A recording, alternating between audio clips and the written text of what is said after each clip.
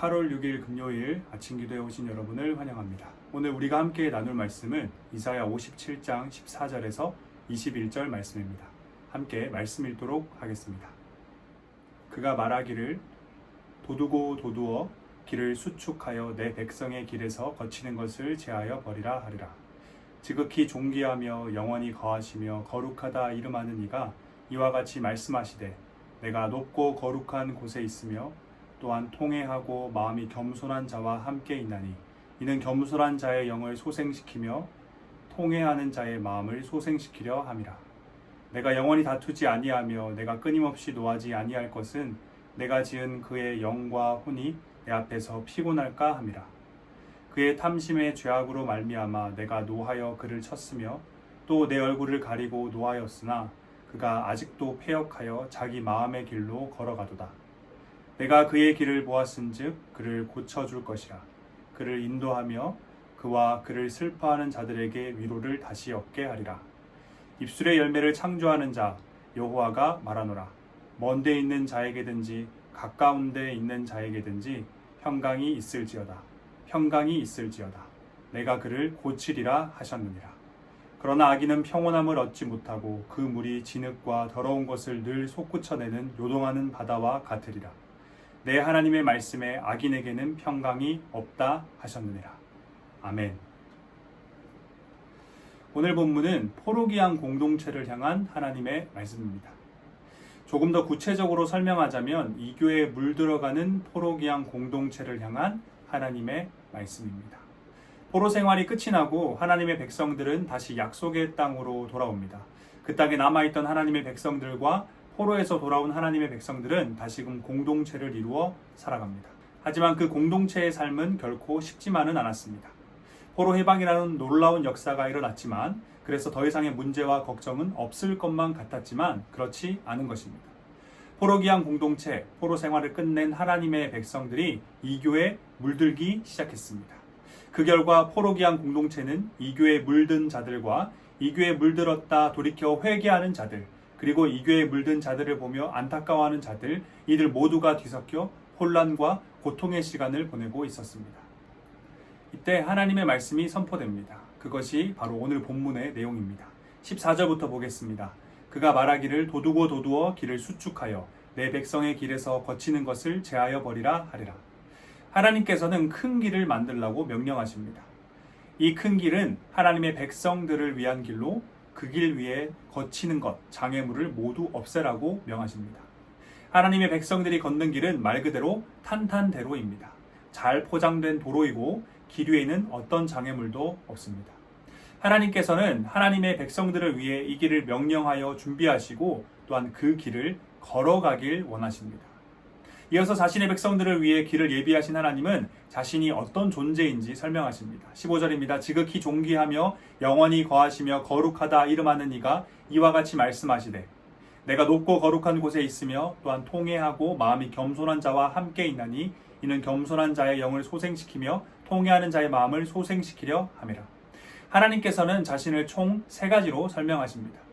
먼저 하나님은 지극히 존귀하며 영원히 거하시며 거룩하신 분이십니다. 존귀하신 하나님은 세상 가장 높은 자리에서 모든 영광을 받으시기에 합당한 분이십니다. 또한 시간의 제약을 받지 않으시며 어떠한 죄도 없는 거룩 그 자체이신 위대하신 분이십니다. 그런데 놀랍게도 이런 하나님께서 자신의 피조물, 자신의 백성과 함께 하십니다. 내가 높고 거룩한 곳에 있으며 또한 통회하고 마음이 겸손한 자와 함께 있나니.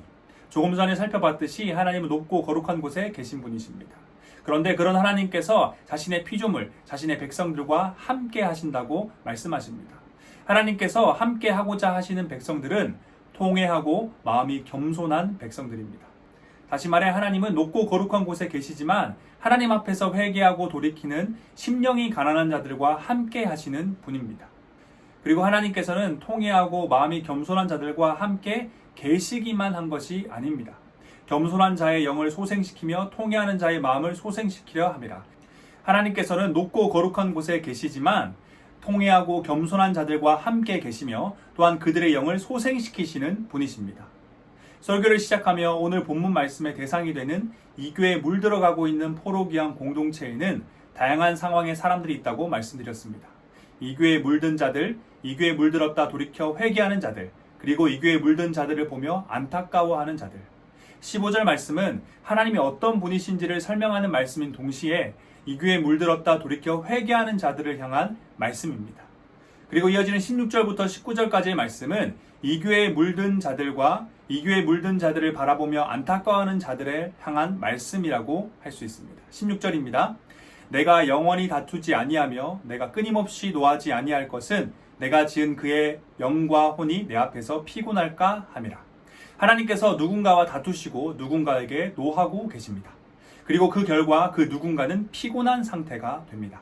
하지만 하나님께서는 그 누군가가 더 이상 피곤하지 않도록 하기 위해 그 다툼과 노함을 영원히 끊임없이 하지 않으시고 멈추실 것이라 말씀하십니다. 여기서 그 누군가는 이어지는 17절에서 확인할 수 있습니다. 그의 탐심의 죄악으로 말미암아 내가 노하여 그를 쳤으며 또 내 얼굴을 가리고 노하였으나 그가 아직도 패역하여 자기 마음의 길로 걸어가도다. 하나님과 다투고 하나님의 노를 받는 자는 하나님의 백성임에도 불구하고 탐심의 죄악을 짓는 자입니다. 하나님께서는 이런 자를 향해 패역하여 자기 마음의 길로 걷는 자라 말씀하십니다. 싸울 상대를 보고 싸우라는 말이 있는데요. 지금 살펴본 16, 17절에 이 사람에게 그 말이 필요한 게 아닐까 생각됩니다. 과연 누가 천지를 지으시고 운행하시는 하나님과 다퉈 이길 수 있고 과연 누가 만왕의 왕이 되신 하나님의 분노를 견뎌낼 수 있을까요? 하나님과 싸우고 하나님의 분노를 사는 것만큼 어리석은 행동은 없을 것입니다. 그런데 탐심이 그런 어리석은 행동을 하게 만듭니다. 탐심이 그로 하여금 탄탄대로와도 같은 하나님의 백성의 길을 떠나 자기 마음의 길, 다시 말해 죽음을 목적지로 하는 장애물이 가득한 비포장 도로를 걷게 만듭니다. 탐심의 힘이 얼마나 강력한지 하나님의 진노가 부어지고 있음에도 그는 아직도 패역하여 자기 마음의 길을 걸어갑니다. 여기서 우리가 알 수 있는 또 다른 사실은 16절에서 피곤할 것을 걱정하여 하나님이 다투시기를 멈추시고 진노를 거두신 것이 자기 마음의 길을 걷던 자가 돌이켰기 때문이 아니라는 것입니다. 그는 하나님의 진노를 온몸과 온마음으로 뼛속까지 느끼면서도 탐심으로 인해 자기 마음의 길을 계속해서 걸어가고 있습니다. 그렇다면 하나님께서는 여전히 패역하여 자기 마음의 길을 걷고 있는 하나님의 백성을 향한 다툼과 진노를 그치신 이유는 무엇일까요? 18절입니다. 내가 그의 길을 보았은즉 그를 고쳐줄 것이라. 그를 인도하며 그와 그를 슬퍼하는 자들에게 위로를 다시 얻게 하리라. 하나님께서 자신의 백성이 패역하여 하나님의 길이 아닌 자기 마음의 길을 걷고 있을 때 진노하기를 멈추신 것은 그 백성을 고치시고 인도하시며 위로하시기 위함이었습니다. 로마서 5장 8절입니다. 우리가 아직 죄인 되었을 때 그리스도께서 우리를 위하여 죽으심으로 하나님께서 우리에 대한 자기의 사랑을 확증하셨느니라. 하나님께서 자기 마음의 길을 걷고 있는 그 백성들을 향한 진노를 멈추신 것은 그들이 그 길을 돌이켰기 때문이 아니라 하나님께서 직접 그들의 길을 돌이켜 다시 하나님의 길을 걷도록 하기 위한 하나님의 큰 사랑 때문이었습니다. 죽음을 목적지로 하는 장애물이 가득한 비포장 도로 한가운데서 하나님의 은혜가 허락된 것입니다. 하나님께서 계속해서 말씀하십니다. 19절입니다. 입술의 열매를 창조하는 자 여호와가 말하노라. 먼데 있는 자에게든지 가까운 데 있는 자에게든지 평강이 있을지어다. 평강이 있을지어다. 내가 그를 고치리라 하셨느니라. 입술의 열매를 창조하는 자 여호와라는 표현은 하나님은 말씀하신 대로 반드시 이루시는 분임을 의미합니다. 다시 말해 지금 하시는 말씀이 반드시 이루어질 것이라는 확신 가득한 표현이라고 할 수 있습니다. 하나님께서 확실하게 말씀하십니다. 먼 데 있는 자에게든지 가까운 데 있는 자에게든지 평강이 있을 것이다. 먼 데 있는 자에게든지 가까운 데 있는 자에게든지 라는 이 표현은 이방인과 유대인을 의미하는 것으로 하나님의 백성 전체를 의미합니다. 그리고 평강이 있을 것이다 라는 이 말을 두 번 반복한 것은 앞서 살펴본 하나님께서 자신을 입술의 열매를 창조하는 자로 설명한 것 같이 하나님의 모든 백성에게 반드시 평안을 주실 것이다 라는 표현을 아주 강한 확신으로 나타낸 것입니다. 그리고 하나님께서는 마지막으로 다시 한 번 더 말씀하십니다. 여전히 하나님의 백성의 길이 아닌 자기 마음의 길을 걷고 있는 자들을 고칠 것이다. 마지막 20절과 21절을 살펴보기 전에 18절의 한 부분을 더 살펴봐야 하는데요. 그것은 18절에서 하나님의 위로가 주어지는 대상입니다. 하나님께서는 자기 마음의 길을 걷는 자에게 위로를 주실 것이며 뿐만 아니라 그런 자들을 슬퍼하는 자들에게도 위로를 주실 것이라 말씀하십니다. 그를 슬퍼하는 자들은 이 교회에 물들어 자기 마음의 길로 걸어가는 하나님의 백성들을 보며 안타까워하고 눈물 흘리는 또 다른 하나님의 백성들을 의미합니다. 이 자들은 15절에서 살펴본 하나님 앞에서 회개하고 돌이킨 자들일 수도 있고, 또한 처음부터 끝까지 견고하게 믿음을 지켰던 자일 수도 있습니다. 어떤 사람이든지 지금 이 사람들은 이 교회에 물들어가는 자들을 보며 눈물로 하나님께 기도했던 자들입니다. 하나님께서는 잘못된 길을 걷는 자들을 돌이키심을 통해서 자신의 마음을 닮아 애통해하는, 이 교회에 물들어가는 자들을 보며 슬퍼하는 그 백성들의 마음 또한 반드시 위로해 주실 것이라 말씀하십니다. 이처럼 하나님의 백성들의 공동체는 온갖 어려움이 많이 있지만 결국엔 하나님의 고치심과 인도하심 그리고 위로가 부어질 것이며, 모두가 하나님께서 준비하신 탄탄대로와도 같은 하나님의 백성의 길을 걷게 될 것입니다. 하지만 악인의 상황은 반대입니다. 20절입니다. 그러나 악인은 평온함을 얻지 못하고 그 물이 진흙과 더러운 것을 늘 솟구쳐내는 요동하는 바다와 같으니라. 악인은 아무리 애를 써도 결코 평온함을 얻지 못할 것입니다. 그들의 삶은 진흙과 더러운 것을 늘 솟구쳐내는 요동하는 바다와 같을 것입니다. 21절에서 하나님께서는 악인의 삶이 어떠할지 확실하게 못 박으십니다. 내 하나님의 말씀에 악인에게는 평강이 없다 하셨느니라. 사랑하는 대학교의 성도 여러분, 하나님께서는 오늘 본문을 통해 우리에게 두 가지를 가르쳐주고 계십니다. 먼저는 하나님의 백성임에도 불구하고 가짜 평안을 쫓아 자기 마음의 길, 세상의 길을 걷는 자들을 향한 가르침입니다. 혹시 우리가 지금 하나님과 다투고 있진 않은지 돌아보길 원합니다. 하나님께서 끊임없이 자신의 뜻을 말씀하고 계심에도 불구하고 탐심의 죄악으로 말미암아 나의 뜻을 굽히지 않고 가짜 평안을 얻기 위해 자기 마음의 길을 걷고 있진 않은지 점검해 보길 원합니다.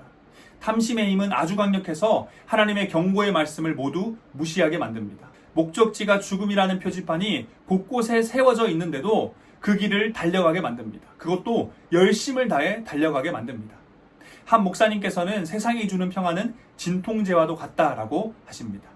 세상이 주는 이 가짜 평안은 모든 아픔과 걱정, 두려움이 다 사라지게 하고 평안을 주는 것 같지만 그것은 순간에 불과합니다. 다시 우리 인생의 파도는 요동칠 것이고 진흙과 온갖 더러운 것들을 뱉어낼 것입니다. 진통제 한 알로 경험했던 가짜 평안은 내성이 생겨서 두 알, 세 알을 먹어야 누릴 수 있게 될 것이고 가짜 평안의 시간은 여전히 순간에 불과할 것입니다.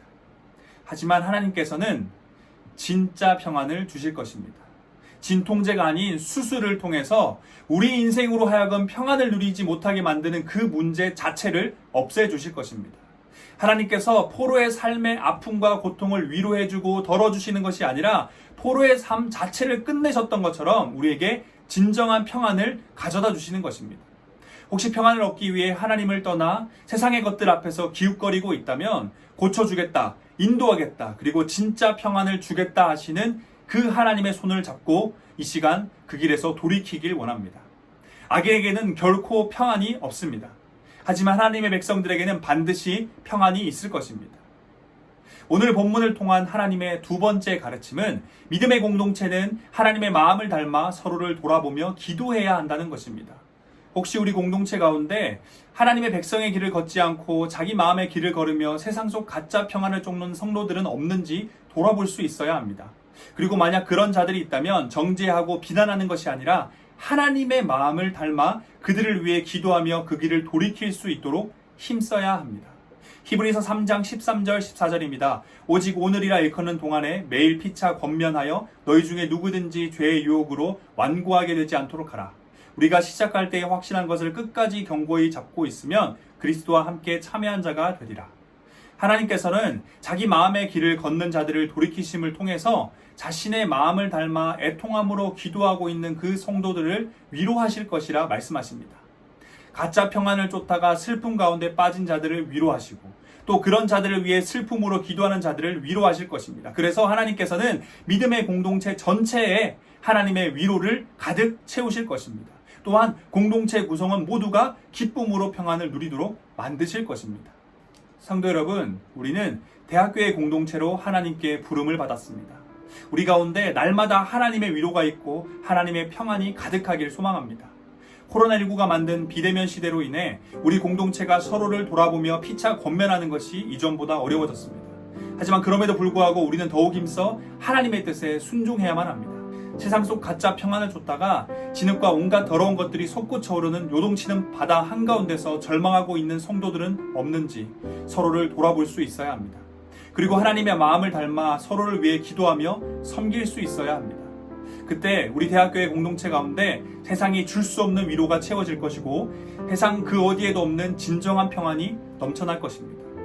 하나님의 말씀에 순종하여 서로가 서로를 이끌어주고 밀어주며 우리 모두가 하나님께서 준비해 두신 탄탄대로와도 같은 하나님의 백성의 길을 걷길 원합니다.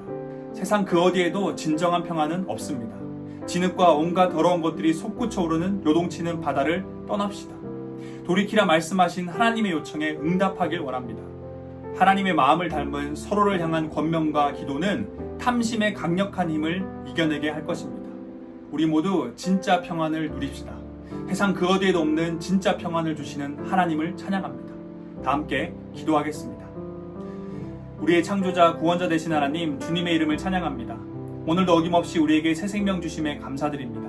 사랑하는 하나님, 우리 대학교의 공동체 모든 성도들이 하나님이 주시는 진짜 평안을 누리길 원합니다. 세상이 주는 가짜 평안을 얻기 위해 하나님의 백성의 길을 떠나 자기 마음의 길을 걷고 있다면, 그래서 평안은 없고 진흙과 온갖 더러운 것들이 솟구쳐 오르는 요동치는 바다 한가운데 있다면, 이 시간 구원의 손길 내미시는 하나님의 손 붙잡고 돌이켜서 진짜 평안 가운데 들어가길 원합니다. 또한 코로나19로 인한 비대면 시대이지만 우리의 시선이 나만을 향하는 것이 아니라 우리 공동체 전체를 향할 수 있길 원합니다. 그래서 하나님의 마음을 닮아 서로를 권면하고 기도하여 대학교의 공동체 모두가 함께 하나님의 백성의 길을 걷고 진짜 평안을 누리길 소망합니다. 하나님, 악인에게는, 세상에는 평안이 없음을 인정하고 고백합니다. 진짜 평안을 주시는 유일한 분, 하나님만을 믿고 쫓아가는, 그래서 하나님의 기쁨이 되는 우리 대학교의 공동체가 되길 간절히 바라며 우리의 구원자 삶의 이유 다시 오실 예수 그리스도의 이름으로 기도드립니다. 아멘.